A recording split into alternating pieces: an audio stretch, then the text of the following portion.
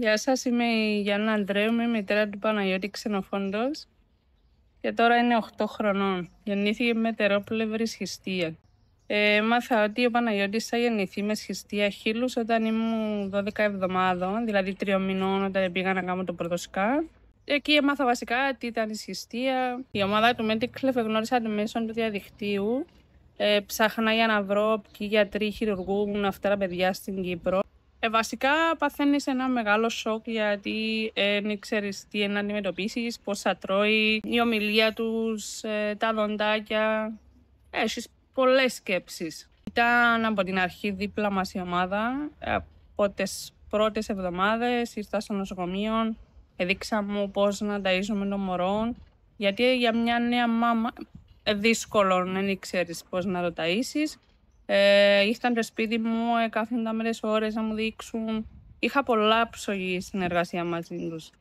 Αρχήν ό,τι μου είπαν ήταν όντως αλήθεια, δηλαδή που την πρώτη εβδομάδα ήξερα μέχρι τώρα που είναι 8 χρονών την κάθε κίνηση που μπορεί να κάνω ήταν δίπλα μου.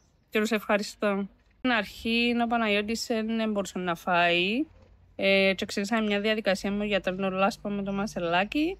Εβάλαμε το μασελάκι, τρώει κανονικά. Και σιγά σιγά έρχομαι κάθε εβδομάδα. Έκαναμε μια αλλαγή. Έδειξε μου πώς να το χειρίζομαι, πώς να το βάλω, να το βγάλω. Για να μπορεί το μωρό να τρώει φυσιολογικά. Κάποιο νέο γονιό που θα γεννήσει τώρα το πρώτο παιδί, θα συμβούλευα ότι το Mediclev είναι η καλύτερη ομάδα για να αφήσεις το παιδί σου. Και είναι κάτι συστία που θεραπεύεται, διορθώνεται, έχει πολλά χειρότερα.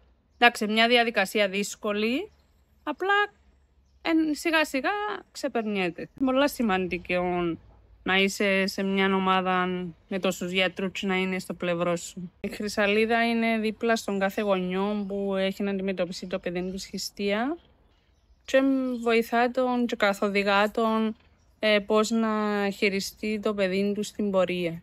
Θέλω να πω στους γονιούς ότι η σχιστία είναι κάτι που θεραπεύεται με τη βοήθεια της καλύτερης ομάδας που έχουμε στην Κύπρο, το Mediclev.